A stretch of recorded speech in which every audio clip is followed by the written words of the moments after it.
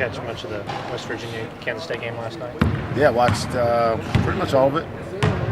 What do you see from them that's going to challenge you guys? First of all, they're huge everywhere. We've had some rebound issues, and it's what they do best. They rebound on the offensive end better than anybody we've played so far this year. It's an area of concern going into the game because they have a load of guys who can get in there and help them. Their guards are good rebounders, so that's probably the biggest area of concern. So foul trouble is also an area because one kind of leads to the others we saw down in the Northwest. What has the energy been like with this team since finally getting that first big goal? We were off yesterday. Had a couple guys come by and watch film. But I think they're just excited for the next opportunity. We gotta have a short memory whether you win or lose in this league, and so now we won. We can't think that game's going to help us on Saturday. It'll be a game played much differently. I would imagine much more physical than the last game was. And so we just got to focus on what are the things we have to do for that 40 minutes of that game on Saturday afternoon to give ourselves a chance to win. Tom has mentioned how Mo has been asking a lot of questions in practice and everything. What's it like to have a guy like that who's willing to learn and grow all the time? Well, it's important. I mean, I think sometimes young kids don't ask questions because they don't know what to ask. They don't even know enough to have a question come in their mind. But then comes the admittance that I don't know and I need some help. And that's a sign of maturity for him. He said he's been really focused on that and locked in on what he can do to help our team for the last 3 weeks. And it's showed up on the court, not necessarily in terms of being great numbers, but his energy, his hustle, his defensive rebound has been really, really infectious for us. He mentioned how he started as more of an offensive guy, and then he realized things like defense and rebounds he does need to pick up. How important is it to have that mindset, especially against a team that you mentioned rebounding could be the battle? Yeah, I mean, we need him. We need all those guys. We need everybody to have their best rebounding night if we're going to give ourselves a chance. Obviously, you still have to make shots. They're a really good defensive team, like they've always been. But rebounding will be the number one priority for us, and he brings size. He's got a good amount of athleticism. He's not the best athlete we have, but he can get in there, bang a little bit. So we expect him to be able to get in there and help in that regard. But it can't just be him. We have to have Cam continue. We have to have Lindy and Ice. We have to have Weathers get in there and scrap out rebounds for us also. What do you think is the key to having success in that arena? I don't know. I mean, I don't know if I figured that out. I want to go there, but you certainly, anytime you go on the road, you have to have a confidence. You have to go in knowing that you prepared. And the way you do that is practice the right way, understand what the game plan is, but understanding also that you can't be distracted when they make a run. They will. It's part of the game. They'll make a run and be 6-0 or 8-2 or whatever it is. The crowd will get into it. And then you got to have some composure. When on the road, it's truly about when the other team makes a run, how do you respond? We haven't done a great job of that this year so far. So it'll be another opportunity for us to see if we can grow in that area. When you have a Saturday, Monday turnaround like this, like you have a few times on this Big 12 schedule, how do you handle that Sunday? Do you do something different to kind of try to save their bodies? Or it's hard. All last year I was trying to figure out how to get a routine throughout this stuff. And I think this year I've really just thrown all that out the window. I'll try to win the game on Saturday. And when I wake up Sunday, I'll see how I think my team feels and we'll approach practice depending on how that is at that moment. But I'm certainly not thinking about Sunday today. I'm thinking about this afternoon. We'll come back and try to figure out how to make some shots tomorrow as we prepare, and then just try to survive 40 minutes on the road in a hostile environment on Saturday afternoon. What kind of benefit has that shot tracker system done for you guys so far? It's been good. It's hard to really quantify until probably the end of the season, but we've taken some measurements of it, after 10 games, after 15 games, to see where some trends are, and maybe where guys are shooting their best from, which groups together, giving us the best opportunities to score. And obviously we're searching offensively still to continue to evolve. So it's just it's a data point, It's another measuring tool. It's something that the guys can use on their own time to kind of see where they're struggling at or where they're doing well and try to build on it that way. What kind of things have you learned?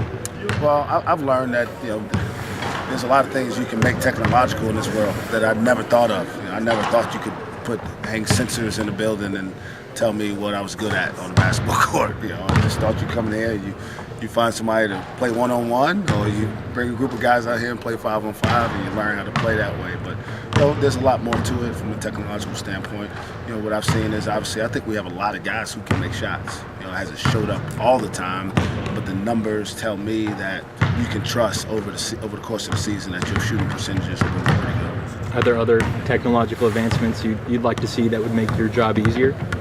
I don't think that way. I don't really have a technological mind, to be honest. I'm really kind of boring. I watch a lot of tape and read some books. None of them have to do with any technology most of the time. And I got a great staff. Got a lot of guys who kind of bring the tips. Drake, Dembo, our video guys, the first ones who introduced the shot tracker idea to me. And then I called around to some other coaches and asked about it. And there are other coaches in our league who use it. Asked if they thought it was beneficial, and they did. And so we gave it a shot. How important is it to be able to balance that old school film with that new technology? Well, I think you got to use all the resources at your disposal. When you're at this place and you can, and just try to give you guys the best opportunities to continue to grow. For us, again, it's a long-term deal. We're in year 2 of this build, and trying to get it back to where we have a consistent product that people can really enjoy and take pride in. So that's just a part of it. We want to do everything we can to provide access to our guys to continue to get better. And if they get better individually, our team gets better, and we play better. And so it's really simple to me, but sometimes I think we can overcomplicate it. Is there anything to update with Travis? No, he's available. This is probably a game that, quite honestly, he'll have more opportunities to see minutes. Being that it's going to be a game there's a lot of size out there, and his big body can help. There's always a lot of fouls in West Virginia games, and so we've had a conversation that he needs to be ready. If his number's called, he needs to be ready to go in there. And first and foremost, be a force, and the presence and the pain help us rebound. Seems like a guy who's pretty in tune with a bunch of different statistics. What are kind of some of your most telling statistics? What do you like to call them? Free throws are always big. Kind of tells you how the game's played. We keep track of deflections, which don't show up on a stat sheet. Loose balls, something else that don't show up on the stat sheet. We don't pay as much attention to field goal percentage defense because we try to pressure. And so that leads to us maybe giving up some shots close to the basket. Our 3-point defense, however, is something that we try to keep in mind, and something we make an emphasis. And then rebound is always key. Rebound is always a pretty telling number on any game. Have you paid much attention to the new net rating so far? Nope. I haven't looked at it once. It's the other thing I've tried to kind of get away from is the long, it's kind of going back to his deal. Like the longer term things, my team's not prepared for that, right? They don't even understand any of it. So I'd be wasting a lot of time talking about those things. For me, to help them, we got to be good today. And really trying to just stay focused on that. And it's hard because in my mind, there is a bigger picture. There are other things that, but none of them happen if we don't take care of business each and every day moving forward. So no, I haven't looked at it at all.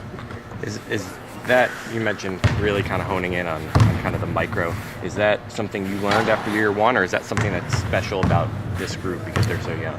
I think it's more unique about this group. I talked a lot about the NCAA tournament with last year's team. And I thought we've done some things to put ourselves in that position. And I don't necessarily think that was the wrong approach with a more experienced team, a team of guys. Some of them had played in the NCAA tournament, so there was some familiarity and bubbles and all that. These guys have no idea what any of that means. So really just trying to keep them focused on the things that we truly can control, how we practice, how we prepare, and then ultimately how we play. And if you take care of those things, ultimately the numbers and the rhetoric comes around. Is it anything strange for your older guys that isn't part of the conversation? I don't know. Not something I've really talked about. I've really tried to help them help me with the younger guys. Just, hey, we need to be great today. I usually send those guys a text message about the things that we're going to emphasize in practice. And, hey, we really got to be good on the glass the next 2 days. The last couple of days we've talked about ball screens and other teams shooting free throws. And they've done a great job, Cam Thomas and Lindy, of taking my message and then spreading it throughout the team and really coming in with the right type of focus. talked about Maurice earlier. Can you kind of see Cam rubbing off on him? Yeah. Mo's a very smart kid. He's really, really intelligent.